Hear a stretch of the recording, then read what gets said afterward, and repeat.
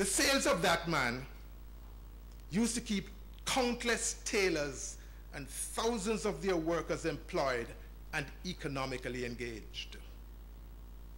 Today, that tailoring industry is almost gone, and the pants-length man is no more. Yet in places as advanced as Hong Kong and South Korea and Singapore, this very same activity that they used to do a few decades ago and that we used to do as well, they have morphed into a highly lucrative, what they call same-day tailoring sector, and spawned a thriving export business delivering thousands of suits to visiting businessmen and to their overseas customers. I don't know if any of you here have been there, but I tell you, the last time I was in South Korea, in Seoul, I bought 3 suits that were delivered to me the next day at my hotel. No, that's export business. And that's business Jamaica could have been doing, but we're not doing. The transition to exports didn't take place in Jamaica as it did in those other countries, for a very simple reason. They were driven out of business by imports from other countries which had competitive economies. But, my friends, there really is no need to be daunted by our failures of the past. We can still, and we are still capable of turning this economy around. All we need to do is to adopt policies that will compress costs within the economy. Compress costs to allow those who produce our goods and export services to be competitive. Government must do this, even if it must also accept the political price tags that may come with the policies that are required. First, government must accept the fact that we collectively consume far more than our productive output can support. We enjoy incomes unmatched by the real economic value of what we produce. And to correct that harmful lopsidedness, those incomes must be compressed until, when measured in foreign currency, the cost of the things we produce is consistent with their value. Second, government must recognize that the trade treaties it so triumphantly trumpets as providing lucrative export opportunities are meaningless if our economy is uncompetitive. Whether it is CARICOM or it is CBI or it is EPA, none of them can benefit Jamaica if we cannot compete. In fact, CARICOM has done immeasurable economic harm to us because we cannot compete even within the protective walls of our own little region. And so I believe that these treaties are going to have to be suspended or amended until Jamaica learns how to compete. Third, the government now has been forced under the new IMF agreement to reduce one of the costs that weighs heavily on our competitiveness, and that is public sector wages. And they are to be applauded for that. But the truth is this, that from the standpoint of competitiveness, the problem is a lot deeper, much greater on the private side of the economy. Every cost that is added to the productive process goes to someone's income. And the fact that goods produced in Jamaica are uncompetitive against similar goods produced abroad is clear evidence that our incomes are greater than the value they contribute. And as I said before, they're going to have to be compressed.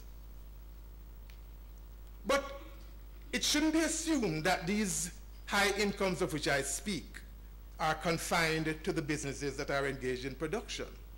No. An even greater problem is the incomes that feed indirectly into producers' costs through the locally supplied services that they must use in their operations. McKinsey Global Institute estimates that about 1/5 of the cost of US manufactured goods is represented by the cost of services, from banking to transportation. And the impact of these costs is likely to be much higher in Jamaica. If we can see this by comparing the cost of financial services between the two countries. Even companies operating in Jamaica within the protected confines of the free zone could not escape the damaging impact of the inflated costs of labor and services in Jamaica after 1995.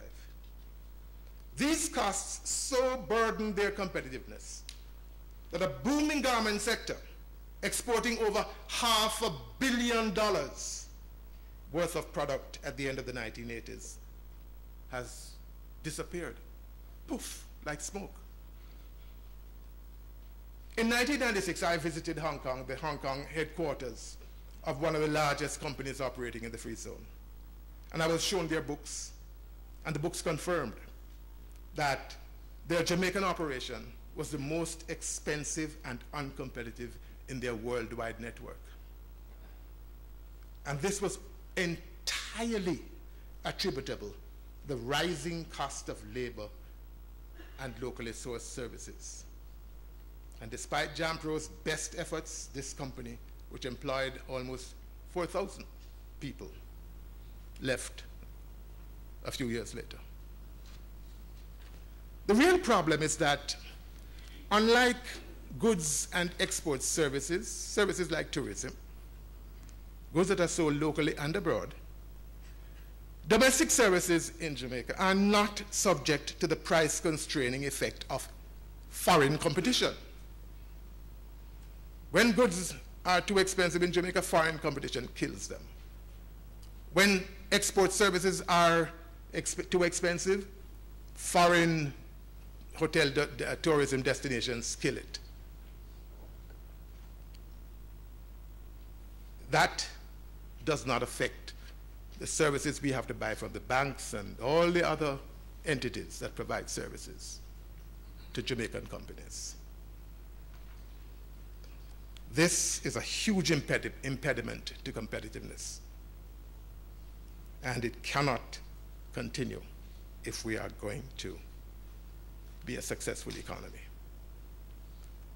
It needs the government to introduce policies that can effectively keep prices for local services in line with international prices. And that is why I have a sense of disappointment with the recently announced IMF terms. I'm disappointed because the government has not used tools that it already has in its hands to address these issues, even within the context of an agreement with the fund. You know, in the 1980s, both Trinidad and Jamaica turned our economies around using similar strategies. The common strategy was an aggressive program to compress the real cost of incomes, which in both countries had been spiraling out of control.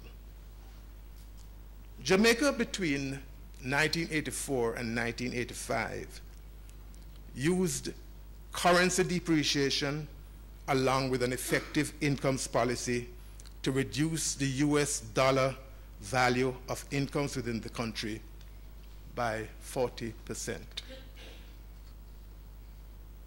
But it wasn't really noticed, you know, because the significant thing is that although the international competitiveness of Jamaican wages improved, the Jamaican dollar wage increases were above the Jamaican inflation. And so the average income earner felt a sense of an improved standard of living. That same thing happened in Trinidad. And as the competitiveness of Jamaica's labor improved, our production was made more productive, more competitive, more saleable. Our trade deficit fell from 20% of GDP in 1982 to 15% in 1991. And we saw economic growth averaging over 5% per year for 6 years, beginning in 1986. These results were achieved with economic measures which, while they were severe, they were also stimulative because in the end, they improved the competitiveness of the country. During that period, Jamaica was able to attract investments in production. The free zones filled up, not with warehouses for imported goods, as is now the case, but with manufacturing enterprises employing almost 40,000 persons. We actually were doing quite well. But, my friends, we don't really have to look back to see Jamaica as a successful economy. We should be able to look ahead, to look forward, to see ourselves as a successful economy. And we can, if we are prepared to learn from the lessons of the past. We must be willing to emulate what has worked and be prepared to shun what has not. In the late 1980s, production, exports, and growth were primarily spurred by competitively priced labor.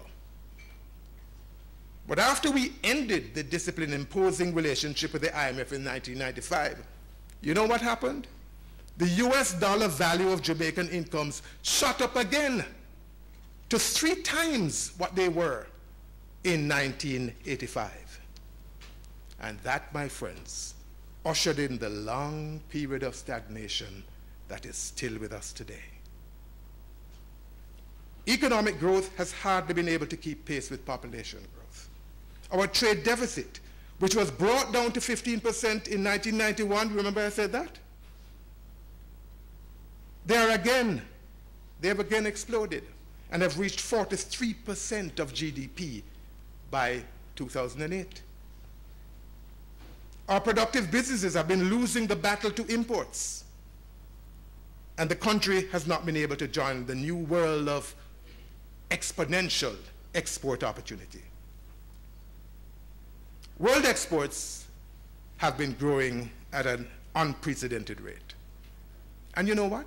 The overwhelming majority of that growth has been coming from developing countries, countries like ours.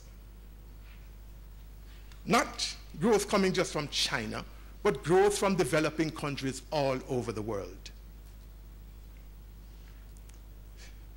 The developing countries have been able to prevail in the international market because of lower incomes and competitively priced services. With easy access to the world's markets because of shipping logistics, the opportunities for exports from developing countries has never, ever been better. Yet, increasingly, Jamaica's trade has been flowing inward, not outward. Imports are growing and exports are contracting. The way out of the conundrum, however, is clear. We must compress our domestic costs in order to get into the international game. Included in these costs is the cost of government taxes.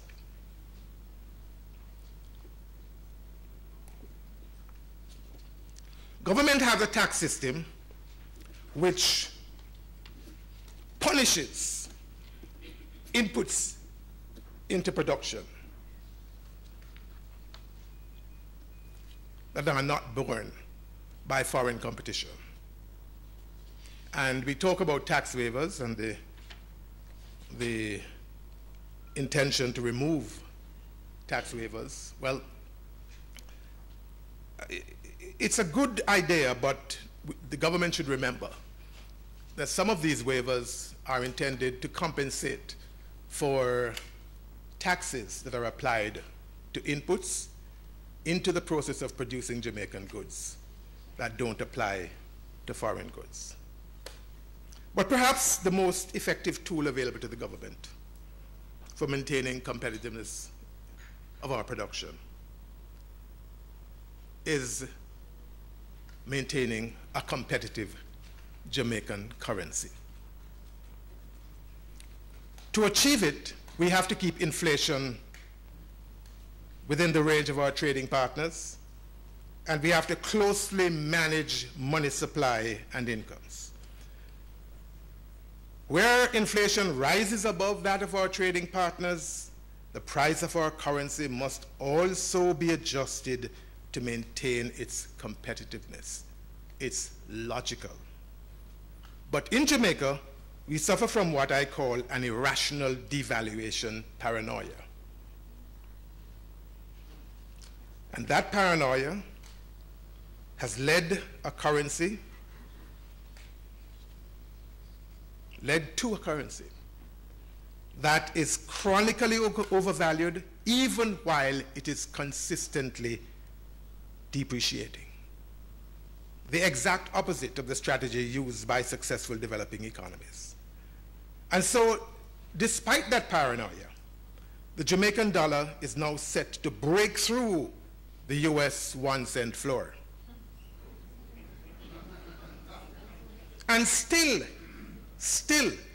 it remains as uncompetitive as it was in 1983 when it represented 56 US cents.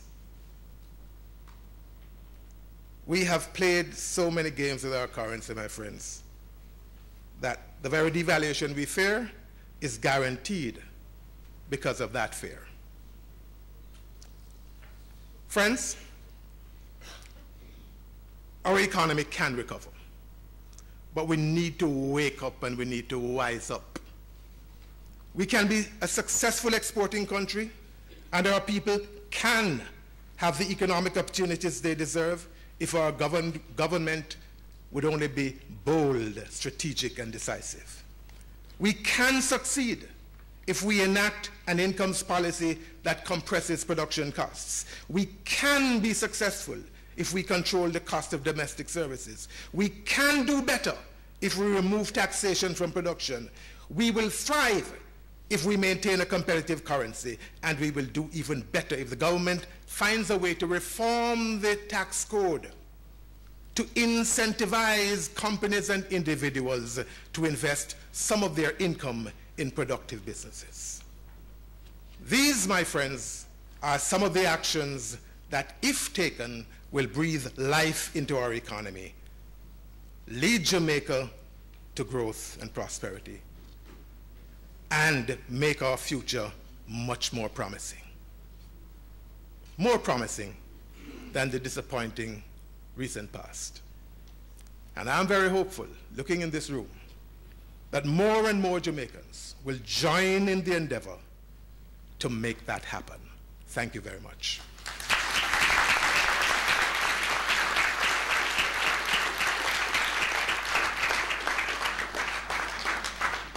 Mr. Clarke, thank you very much. You clearly have not lost your touch at all. That's very clear. I think one of the things that sticks with me is, as you said, as Jamaicans, we have to press ahead, even in the trying times, and it's up to us to continue to develop Jamaica.